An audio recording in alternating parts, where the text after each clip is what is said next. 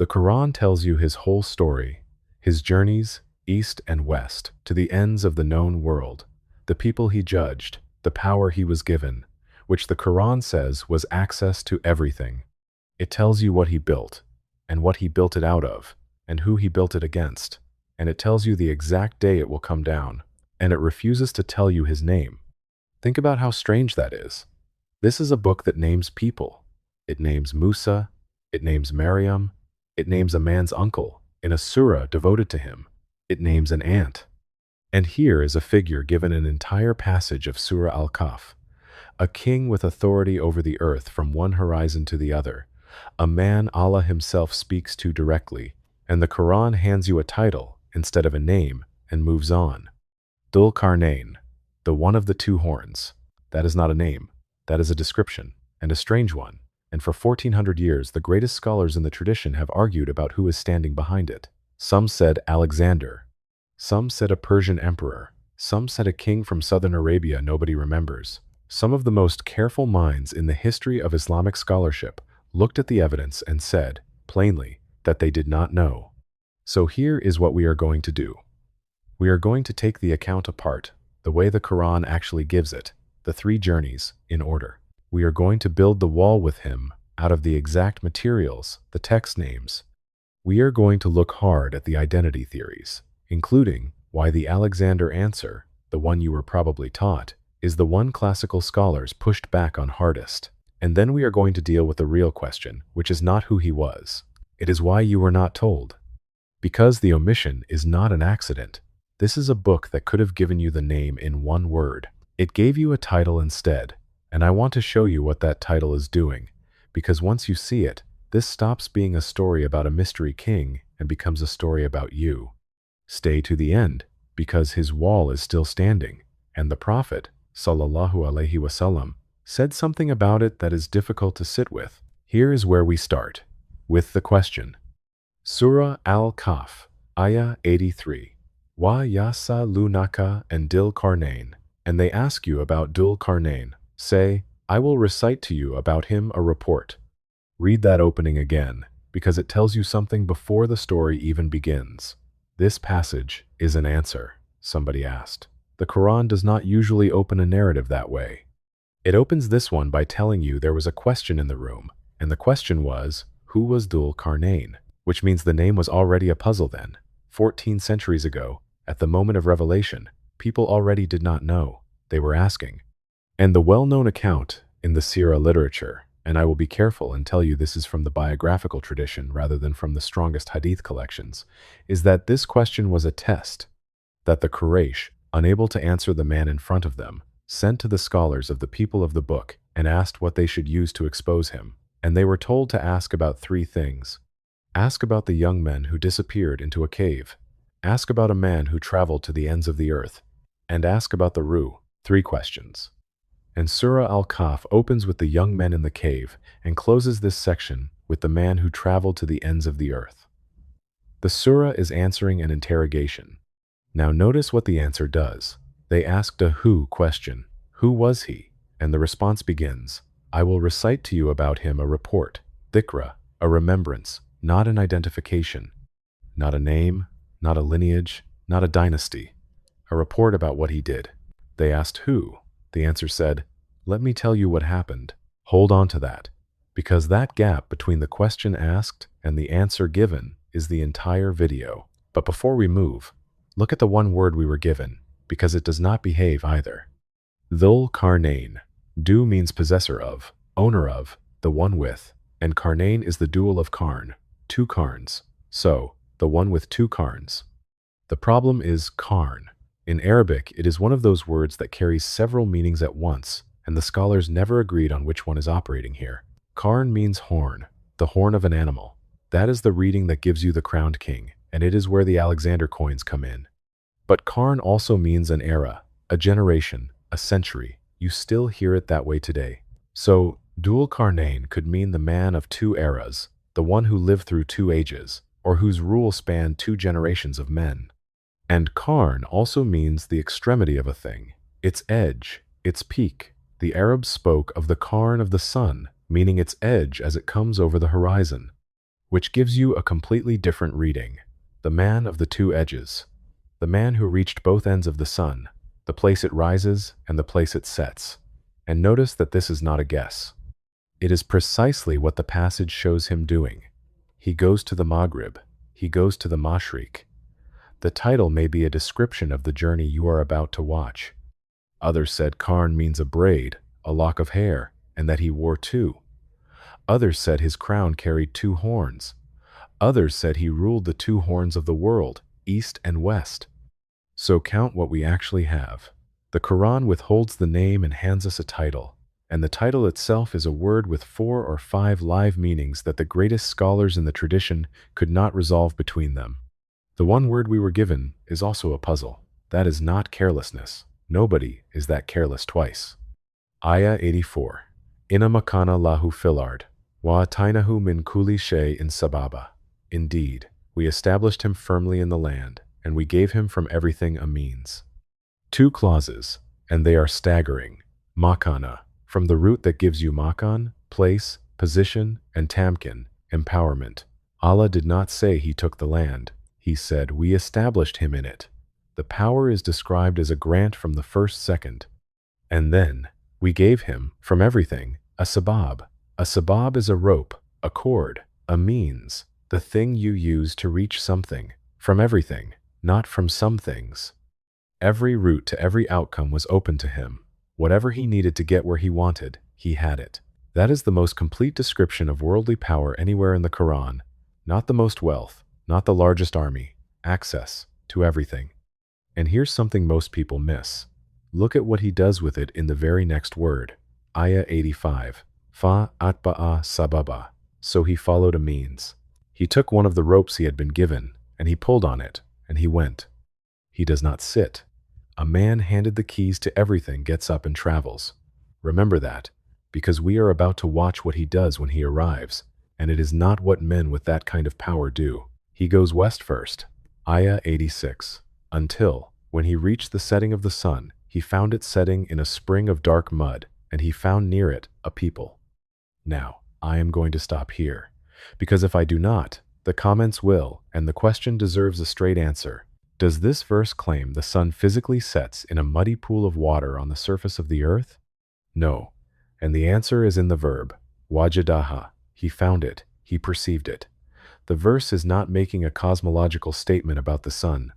It is reporting what a traveler observed from where he was standing, at the edge of the land, where the water meets the horizon, and the sun appears to go down into it, which is exactly what any of us would see, standing at the western edge of anything, on any evening, right now. The verse is describing his vantage point. It is the same grammar you use when you say the sun rose over the field. Nobody has ever accused you of astronomy. And here is where it gets interesting. He arrives at the edge of the world with total power, and Allah says to him, O Dhul Qarnayn, either you punish or you take toward them goodness. Stop. Feel the size of that moment. A conqueror stands over a defeated people, and he is handed the 2 options explicitly, punish or be good to them. No third choice, no committee, no consequences. Whatever he says next happens. This is the single most revealing moment in the entire passage, and it is a moment about character, because there is nothing above him but Allah, and Allah has just told him, choose. Ayah 87 and 88, he said, As for one who does wrong, we will punish him, then he will be returned to his Lord, and he will punish him with a terrible punishment. But as for one who believes and does righteousness, for him is the finest reward, and we will speak to him from our command with ease. Look at what he just did. He refused to answer as a category. He did not say punish them, and he did not say spare them. He broke the crowd into individuals. The wrongdoer is answered for wrongdoing. The one who believes and does good gets the best of it. And then, notice this, he adds something he did not have to add. Wasanakulu lahu min amrina yusra. We will speak to him from our command with ease. He legislates his own tone of voice. The most powerful man on earth, standing over people who cannot resist him, includes in his ruling a clause about how he will speak to them. Not just what he will do, how he will sound doing it. Yusr, ease, gentleness. And then look at the theology inside his sentence. He says the wrongdoer will be punished, then return to his Lord. and punished there. He is telling you that his own justice is not the end of the account. He is not the final court, and he knows it. A man with absolute power just described himself as a temporary jurisdiction. Now watch what happens next, because he turns around and crosses the entire world. Ayah 89 and 90. Then he followed a means, until, when he reached the rising of the sun, he found it rising upon a people for whom we had not made against it any shelter. He has gone from the western edge to the eastern edge, and he finds people living under the naked sun with no cover, no sitter, no shade, no structures, nothing between them and the sky. And now, the strangest verse in the passage, Ayah 91, Catholic, thus, and we had encompassed all that he had in knowledge. That is it. That is the whole account of the second journey. He arrives, he sees them, and the Quran says, thus, and we knew everything he had. Think about what is not in that verse. There is no conquest, there is no ruling, there is no building. He crosses the entire earth to reach the far edge of it, arrives at a defenseless people with nothing between them and the sun, a people who could not stop him with a raised hand, and the text records nothing. He did not take it. The Quran spends more words on his tone of voice in the West than on everything he did in the East, because in the East there was nothing to record. He came to the end of the world, looked at people he could have owned, and left them alone. And that clause at the end, we had encompassed all that he had in knowledge, is doing quiet work. It is a reminder, dropped in the middle of the most powerful man's story, that everything he had was inventoried, counted, known. He owns nothing that is not already fully known by someone else. Quick word before we continue, because I need something small from you. If this is landing, if this figure is getting bigger in your head the way he got bigger in mine, tap that like button right now. It costs you nothing, and it is the entire reason a serious 30-minute breakdown ever reaches the people looking for it, instead of being buried under another clip that gets it wrong in 90 seconds. And subscribe, because we are building something here, one piece at a time. We took apart Rama, we took apart Taqwa, we built the ladder of the hereafter. Today we are standing in front of the one man the Quran deliberately refuses to identify. To everyone who keeps showing up for the long ones, thank you. You are why these get made. Now let us go to the third journey, because this is where the story becomes something else entirely. Ayah 93.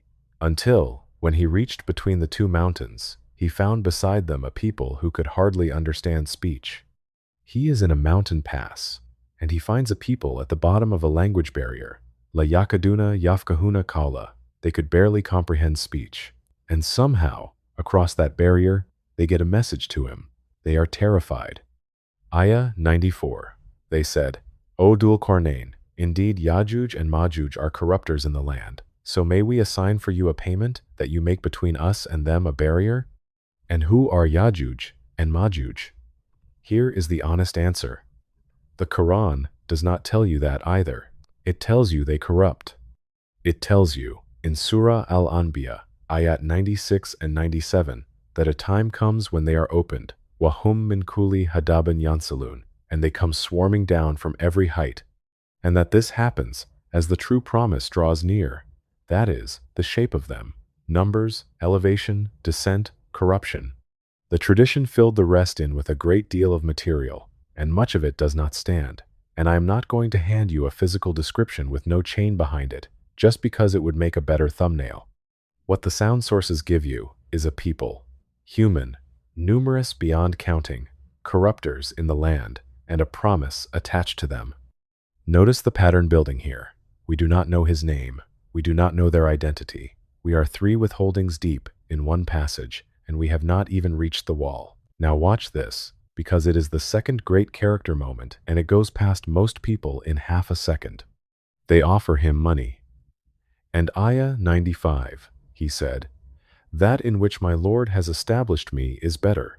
He turns it down. The most powerful man alive, offered tribute by people who are begging him for protection, people who could not possibly refuse any price he named, and he says no. And look at how he says no. He does not say I am rich enough. He says, what my Lord has established me in is better. He reaches back to the exact word from Ayah 84, Makani, the establishment, and he puts it in Allah's hands out loud. He is telling them that everything they are offering to pay him with, he was already given for free. And then the sentence that should be engraved somewhere. Fa e inuni bikuatin ajal beinakum wa beinahum radma. But help me with strength. I will make between you and them a dam. Help me. He does not need their help. He has been given a means to everything. He could build it alone and let them watch. Instead, he makes a people who could barely speak his language into the workforce of their own salvation. He is not doing this for them. He is doing it with them. Notice how far that is from every other king in history. Power that refuses payment and then asks for participation instead. Ayah 96. Bring me sheets of iron. Until, when he had leveled it between the two mountain walls, he said, blow. Until, when he had made it fire, he said, bring me molten copper, that I may pour over it. Read that as an engineer for a second. Sheets of iron, Zubar al-Hadid, stacked until they fill the gap between two mountain faces flush. Then the bellows. Then the whole mass heated until the iron itself is described as fire. Then molten metal poured over the top and through it. He did not stack a wall. He cast one. He turned a mountain pass into a single fused block of metal, with no seams and no joints, because a seam is a place to start. And Ayah 97 tells you it worked, in the most precise way possible. Famastau an yazaruhu wamastatau lahu nakba. So they were not able to scale it, nor were they able to bore through it. Two verbs, two attack methods, over and through, both closed. The Quran does not say they gave up. It says they could not get over it, and they could not get through it, which means, and sit with this, they tried. Now here is where it gets heavier. He has just built the most formidable structure in the Quran, the one thing in the entire book that a human being made and that no force could breach. And this is the moment where a man says something about himself. Ayah 98, he said, this is a mercy from my Lord. Hada Ramatun min Rabbi. Not this is my work. Not this is what I have done for you. He looks at a wall of fused iron and copper spanning a mountain pass, a thing that exists because of his command, his design, his metallurgy, and he calls it a mercy from his Lord. And then he says the thing nobody with power says. But when the promise of my Lord comes, he will make it level ground. And the promise of my Lord is true. He announces its expiration date. Stop and look at what just happened. The greatest builder in the Quran, at the moment of his greatest achievement, standing in front of the one structure that has never been breached, tells you it is temporary. He gives you the demolition date himself. He does not sell it as eternal. He does not name it after himself. He tells the people he just saved that the thing saving them will one day be flattened, and then he attributes even that to his Lord. That is the last thing Dhul Qarnayn says in the Quran, and then he leaves the text forever, and we never learn his name, which brings us to the argument. So who was he? Let us take the theories seriously, one at a time, because they each have something going for them, and none of them close. The most famous answer is Alexander. Alexander the Great, Iskandar. It is the answer in a great many books. It is the answer most Orientalist scholarship settled on, and the reasoning is not stupid. Alexander conquered from Greece to the edge of India, which looks like a man going east and west. And there are ancient coins that show Alexander wearing the ram's horns of a deity he was associated with. 2 horns. Dhul Qarnayn. It looks tidy. And the classical scholars of Islam pushed back on it hard, and their reasons are strong. Start with the obvious one. The Dhul Qarnayn in this passage is a monotheist. He says, my Lord, repeatedly. He speaks about the day of return and the punishment of Allah as settled facts. He refuses tribute and credits Allah for what he has. Allah addresses him directly. Alexander was a pagan who accepted divine honors for himself, whose entire imperial theology ran in the opposite direction. You cannot get the man in Ayah 98 out of that biography. Then, the wall. There is no historical record of Alexander casting an iron and copper barrier across a mountain pass. It is not in his campaigns. The horns on the coins are a religious symbol tying him to a god, which is precisely the thing this passage's figure would never accept. Ibn Kathir, who was as rigorous as anyone in the tradition, distinguished between 2 different figures the Arab historians called Iskandar, and held that the one in the Quran was not the Macedonian. He was not being difficult. He was reading the passage. Second theory. Cyrus the Great, the Persian. This one is more modern, argued most prominently in the 20th century, and it is genuinely interesting. Cyrus ran an empire that stretched east and west. He is remembered, unusually for a conqueror, for clemency toward the peoples he took, which lines up with the man who chose ease over punishment. He released the Jewish exiles from Babylon, which is why the Hebrew Bible speaks about him with a warmth that gives almost no foreign king. And there is a relief carving at Pasargadae in Iran of a figure with a two-horned crown. There is also a striking thread in the book of Daniel, where a vision of a ram with two horns is explicitly interpreted as the kings of Media and Persia. 2 horns, 2 kingdoms, the man of the 2 horns. It is a good case. It is not a closed case. The wall is still a problem. The archaeology is contested, and reading a Quranic title back into a biblical vision requires steps a careful person might not take. Third theory, and this one gets forgotten. Some of the earliest reports point to a king of the Himyarites from southern Arabia, a region with real dynastic history and rulers whose titles began with Du, exactly the construction in Dhul Qarnayn. Linguistically, it fits the Arabic naming convention better than the Greek does. And then there is the fourth position, which is the one held by a great many of the most careful scholars in the tradition, and it is the least satisfying and the most honest. They did not know. And here is something most people miss. There is a second thing the Quran withholds, and almost nobody notices it. It never tells you whether he was a prophet. Allah speaks to him in Ayah 86, which some scholars took as evidence of revelation. Others said Allah spoke to him through a prophet of his time, or that he was a righteous king and nothing more. The tradition genuinely splits on it. So the Quran gives us a man, tells us Allah spoke to him, and declines to tell us his name, and declines to tell us his rank. And there is a third. Where is the wall? People have looked. Seriously, and for centuries, expeditions were sent. Candidate sites have been proposed across the Caucasus, at Derbent, at the old Caspian passes, through the mountain corridors of Central Asia, anywhere geography gives you a gap between 2 ranges that a people could pour through. Nothing has ever been confirmed. And the reason nothing has been confirmed is that the Quran does not give you coordinates. It gives you Baina as Saddain, between the 2 barriers. That is the entire location. No region, no direction, no landmark you could navigate by. The most precisely described structure in the Quran, and we are told its exact metallurgy and told nothing at all about where to stand to see it. So count them. It declines to tell us his name. It declines to tell us his rank. It declines to identify who he built against. It declines to say where. And the one title it does give us is a word with 4 meanings nobody could settle. At some point, you have to stop treating that as an oversight. Now think about what that means. Here is the thing that unlocks the whole passage, and it is not in the passage. It is in the surah around it. Surah Al-Kahf has 4 stories, and they are not a collection. They are a structure. The young men who fled to the cave and lost everything for their belief. The man with 2 gardens, who was destroyed by his wealth.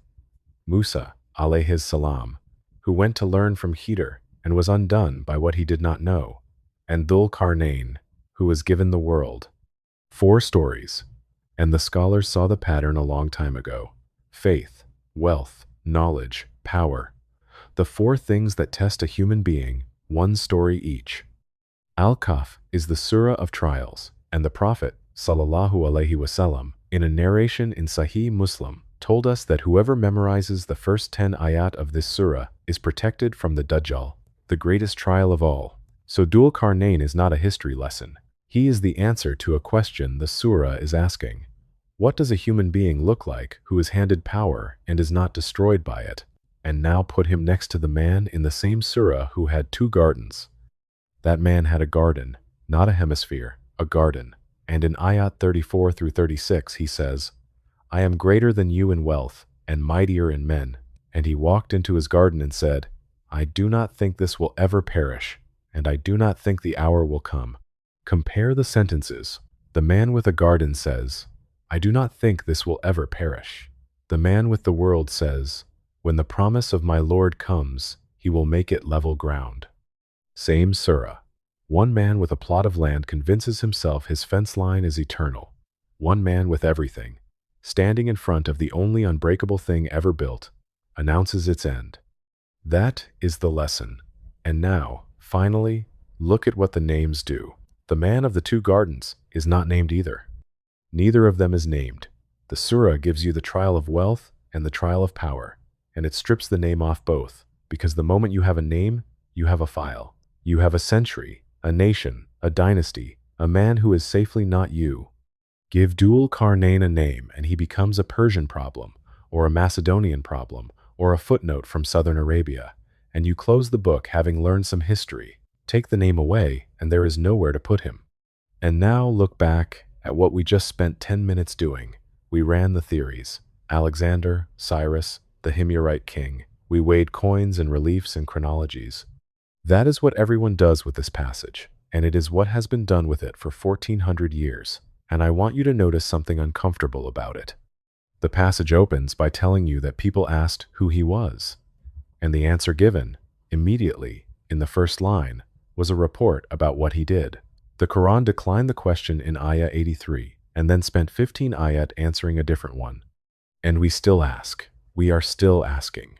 There are libraries on the identity of Dhul Qarnayn, and considerably less on the man who legislated his own tone of voice. That is the trap, and it is elegant, and I think it is deliberate. The hunt for the name feels like study. It feels rigorous. You can spend a lifetime on it, and never once be asked anything about yourself.